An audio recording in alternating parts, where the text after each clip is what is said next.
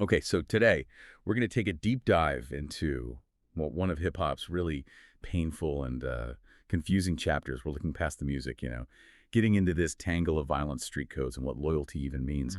And it all centers around the tragic story of Harlem's own Lamont Big L. Coleman. If you were around in the 90s hip-hop scene, you know Big L. I mean, a lyrical giant, just a pure New York rap genius. But his story was cut short, tragically, 1999. He never reached that full potential. Gone too soon. Yeah, and our mission today really is to go beyond just retelling the history. We want to unpack this really intense moral situation that bubbled up years after his death. And it involves two other key people, Gerard Woodley, who knew Big L from childhood and was the main suspect in his murder. And then there's fellow Harlem rapper Camron. We're going to analyze how Camron's actions, his public actions, and what he said later just completely tangled up this narrative years down the line. It forces you, the listener, to really think about what neighborhood loyalty means when you're connected to both the victim and, well, the guy accused of killing him. Okay, let's unpack this. Right, so to get why this whole thing blew up later, we have to start with the tragedy itself. The thing that just shocked everyone in hip-hop. Big L was, he was at the absolute top of his game lyrically. February 15th, 1999. Gunned down right near his home in Harlem. And the details, they're brutal. The sources confirm it. Shot 9 times, face and chest. And despite who he was, despite all the attention, the case is still officially unsolved, even now. And the investigation, it zeroed in pretty quickly, didn't it, on Gerard Woodley. This was someone who grew up with Big L, same block, 139th Street. Woodley gets arrested in May 99. But here's the critical part. He was released. Not enough evidence to hold him or convict him. Released, wow. Yeah, so you end up with the situation where legally nothing sticks, but on the street, in the neighborhood narrative, Woodley was the guy. So legally, cold case, but in the community, the story was already written, That's a huge gap. It is. And what's really fascinating, or maybe frustrating, is the ambiguity around the why. The motive, officially unknown. It wasn't like a simple robbery or, something random tied to his fame. The police speculation and definitely the word on the street pointed to something much more personal. Maybe disputes involving Big L's family, maybe money issues, or maybe just deep-seated tensions directly between L and Woodley themselves. It's internal stuff. Exactly. Complex, messy, rooted in their shared history on that block. And that ambiguity, that lack of closure, that's the shadow over his legacy, isn't it? It cements him as one of hip-hop's biggest and saddest what-if stories. That unsolved piece just hangs there. It really does. So things go quiet for a long time, almost 2 decades, right? The music world moves on, kind of. But that history, it's still there, simmering. Then boom, fast forward 17 years. June 2016. This is when the whole thing gets dragged back into the light, creates this whole new controversy.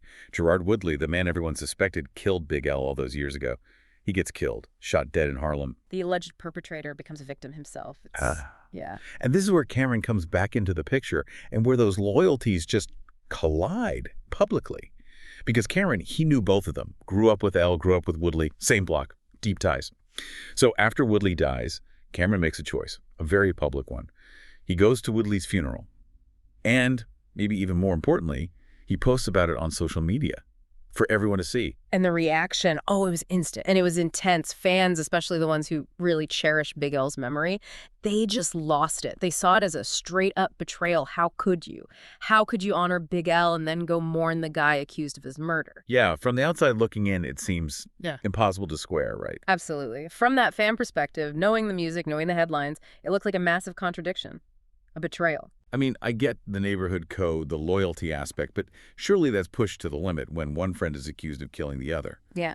To the public, it just looks like hypocrisy. Plain and simple. What was Camron's thinking? What do the sources say about his rationale? Why was this something he felt he had to do? Well, that's where it gets even more complicated, because Camron didn't just, let people interpret his actions. He used his own platform, his music later on, released lyrics that didn't just defend going to the funeral. Oh no, he basically dropped information that completely flipped the script on the relationship between Big L and Woodley.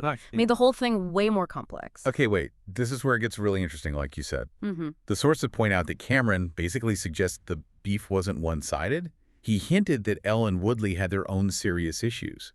He even implied, didn't he, that Big L might have tried to harm Woodley before L himself was killed. Exactly. That's the bombshell. He's putting it out there. Wow. So if you take Camron's lines at face value, this wasn't just him saying, hey, I got to show up for someone from the block.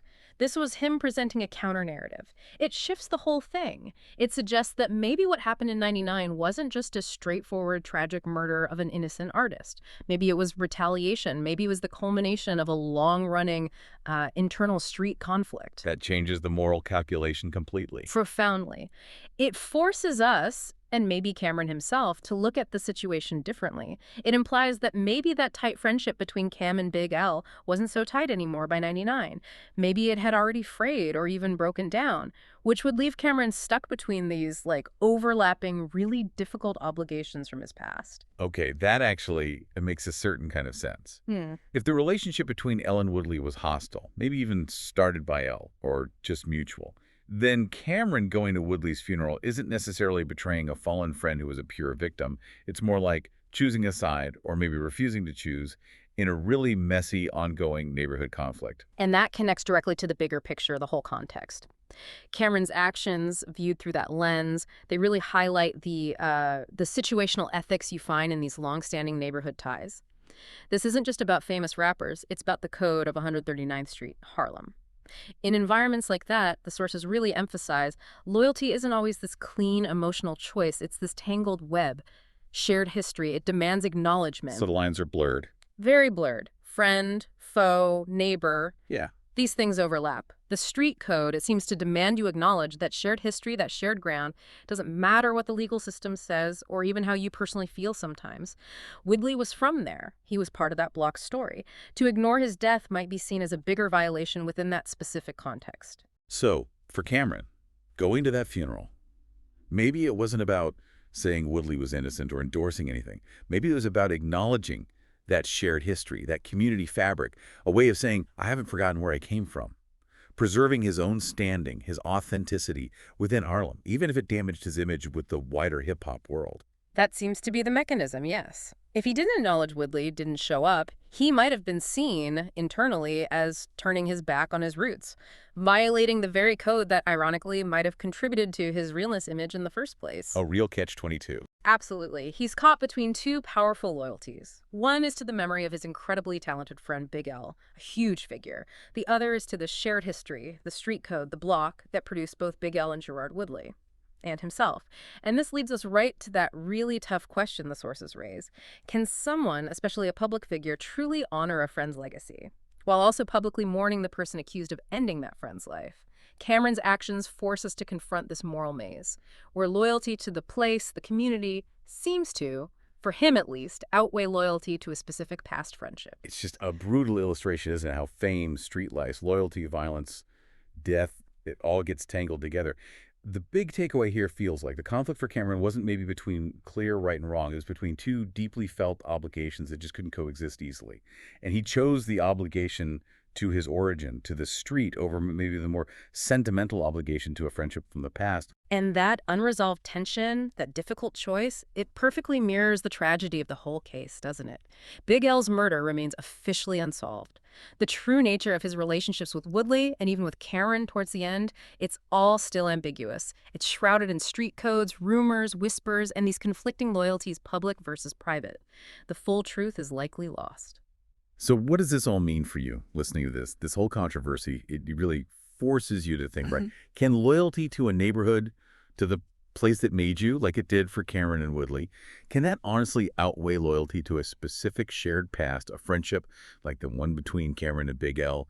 And maybe more importantly, how does making that kind of impossible choice shape an artist's image, their legacy, and what we even mean by keeping it real in hip-hop? It really makes you question everything.